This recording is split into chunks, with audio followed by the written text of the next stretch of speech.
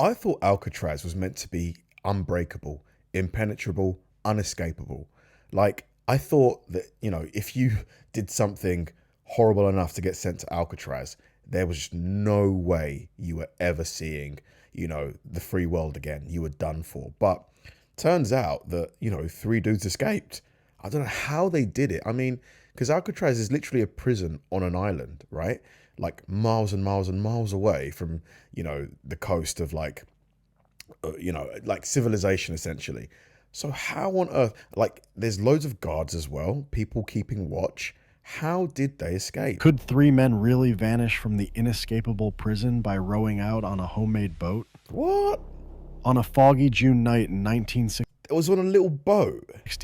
Frank Morris and brothers John and Clarence Anglin tried exactly that, using nothing more than stolen raincoats and craft tools. By dawn, the cell block B roof was empty, and lifelike dummy heads lay in their beds. Wow. All we know for sure is that they launched a raft made of raincoats into San Francisco Bay, and thereafter neither their bodies nor the raft were ever found. Oh.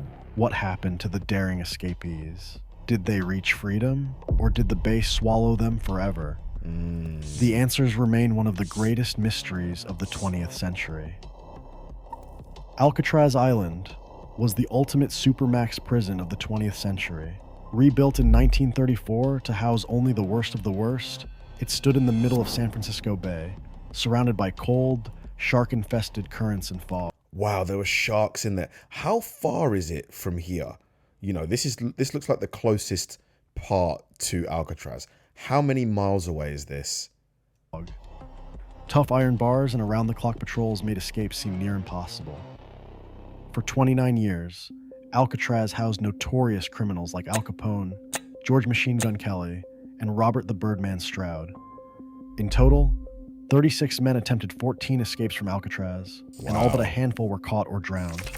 In fact, only 2 inmates in 1937, Theodore Cole and Ralph Rowe, vanished without a trace, and neither was ever found. Wow.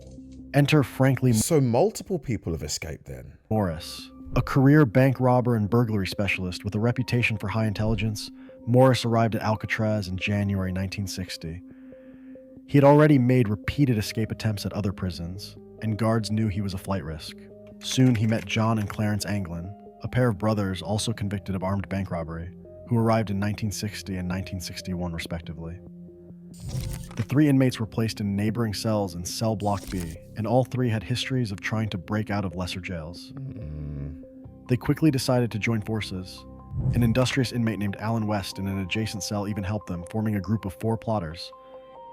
For 6 months, the men prepared. Inmates in Cell Block B called Morris the thinker of the group. Wow, 6 months of prep. I suppose something like this, you got to plan it to a T, right? You've got to cross all T's, dot every I. You can't leave any stone unturned. Responsible for most of the planning. They began in late 1961, sneaking materials and tools from their daily routines. According to fellow prisoner Clarence Carnes, the planning even began during music hour, when a piano or concertina would play and drown out other noises. West, who painted the top tier of the block, discovered that removing a ventilation grate could give access to the roof. He enlisted the Anglin brothers and Morris, and together they slowly drilled around the rivets of their cell's vent covers. But how didn't the guards hear about that? Like drilling or hammering or any kind of like banging onto concrete, it makes a loud noise. How did they hide that? Working by hand, using saw blades and even a homemade drill made from a broken vacuum cleaner motor, How? Each man cut out a rectangular panel in the back wall of his cell. As they worked, they camouflaged their efforts. Each removed vent cover was quickly replaced with a false front so that guards on rounds saw nothing amiss. What? Above and behind them ran a hidden utility corridor, unguarded by day and night. The prisoners climbed heating and water pipes inside this corridor up to the roof of Cell Block B. There they constructed a hidden workshop under blankets and sheets to keep it dark. Night after night, the 4 men took shifts. 1 man stood watch while the others worked by flashlight. In this secret loft, they pieced together their escape gear, using scrounged parts from around the island. Again, like how did the things go missing and the guards weren't like, look, somebody has stolen this water jacket from me. Nobody's getting any outside time until I get my jacket back. Like, how could all of these things go missing? And the guards were like, okay, that's cool. Do you see what I mean? Their inventory grew astonishingly. Over 50 stolen prison raincoats were meticulously cut, sewn, and sealed. 50 raincoats? In the end, those raincoats became makeshift life preservers and an inflatable raft. They also crafted a set of wooden paddles from scraps of wood and an old oar blade. Not content with tools and boats, the group engineered an escape alarm system with dummy heads. In the weeks before the escape, the conspirators molded papier-mâché heads, complete with real hair from the prison barbershop, to leave on their pillows during counts, painted with flesh tones and detailed with eyebrows, nostrils, and lips. How did they get the paint? Like, I've got so many questions. The heads looked lifelike enough to fool guards in the dim light. By the time June 11th, 1962 arrived, everything was in place. A concealed hole in the ventilation shaft, a raft at the ready, and convincing decoys to buy them hours of head starts. On the night of June 11th, 1962, the trio put their plan into action. After lights out, they slipped through the hidden crawl space one by one. With the vent cover removed, Frank Morris led John and Clarence Anglin into the utility corridor. Alan West, however, could not get his vent fully open in time, and he was forced to stay behind. Oh no. The others did not wait. Their carefully timed window to act was closing. The three escapees then climbed the 30-foot high network of pipes and plumbing up to the ceiling. Oh my God, that must have been terrifying, going through those pipes. If you've got claustrophobia, hell no. Finally, they punched through the roof vent they had cut months before. Wow. They emerged onto the prison roof into the cool, dark night. The plan was not over yet. Silently, the men crept across the roof to the very rear of cell block B. At a reinforced 45-foot bake oven smokestack on the back wall, they tied themselves to ropes and lowered down to the ground. After landing safely, they sprinted to the perimeter fence. One by one, Morris and the Anglins hoisted themselves over the barrier into the shadows. Wow.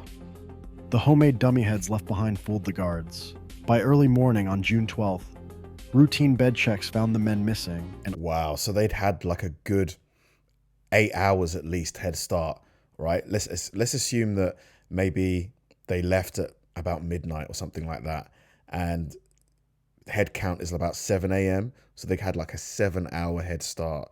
all that remained on their pillows were these creepy plaster forms.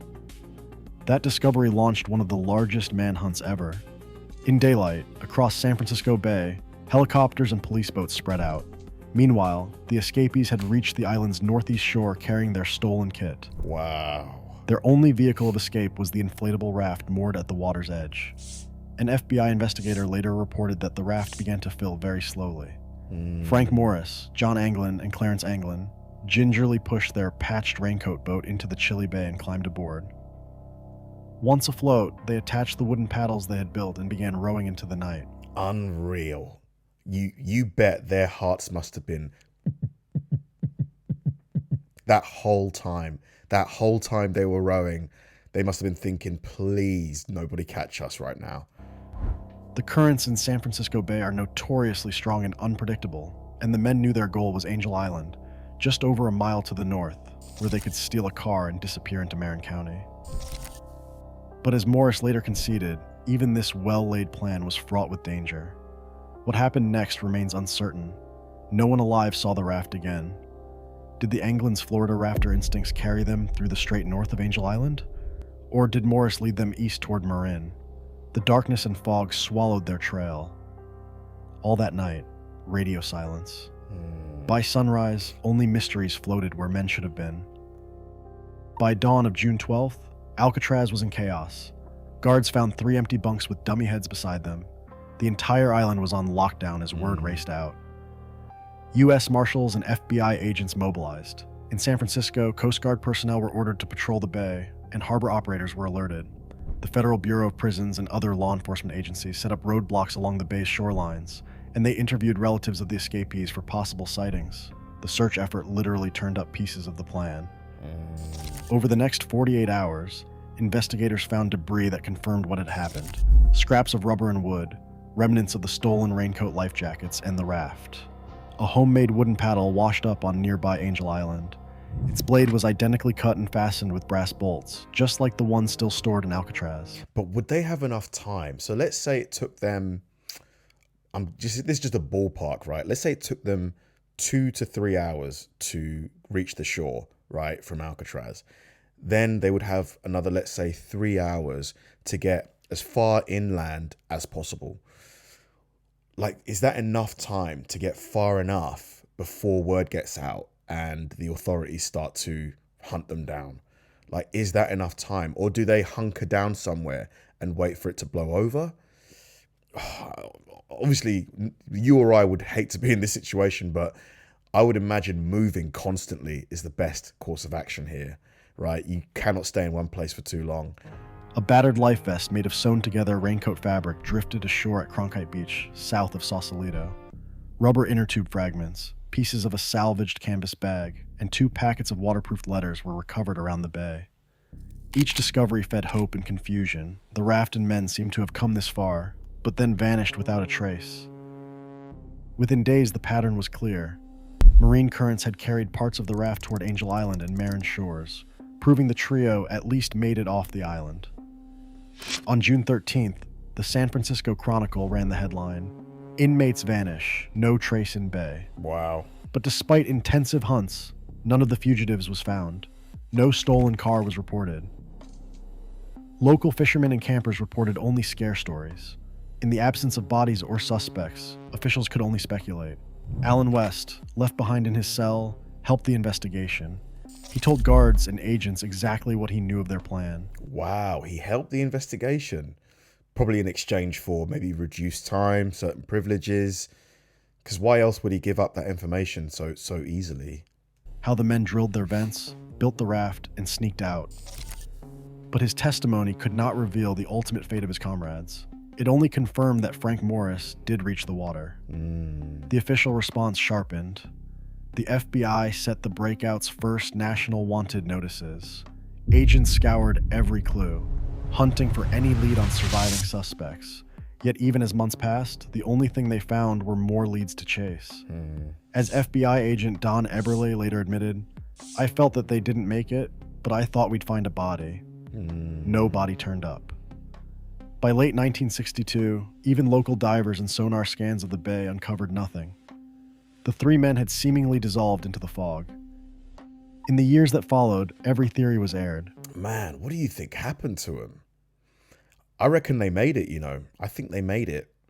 I think technology wasn't anywhere near what we have now, so CCTV, surveillance, all that kind of stuff, just non-existent almost. If they got to land, shaved their hair, moved constantly, but at night time, they could have made it. But they would need to get their hands on money, because otherwise you're not going to get very far on foot. So how would they have got that? Money for Greyhound buses, things like that, to get as far away as possible. So interesting. What do you think happened here? The Bureau of Prisons maintained the official line that once Morris and the Anglins hit the water, they probably froze or drowned.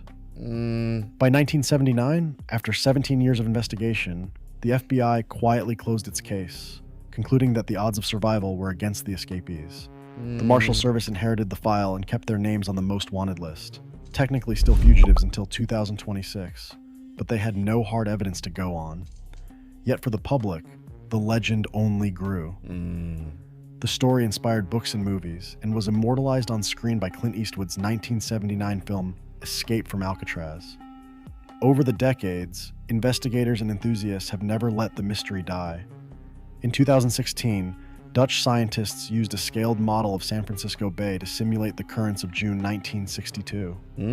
Surprisingly, their computer models showed that if the escapees left just after 11 p.m., they could have made it north of the Golden Gate Bridge, a route to freedom. Forensics experts have re-examined debris and interviewed the Anglin family.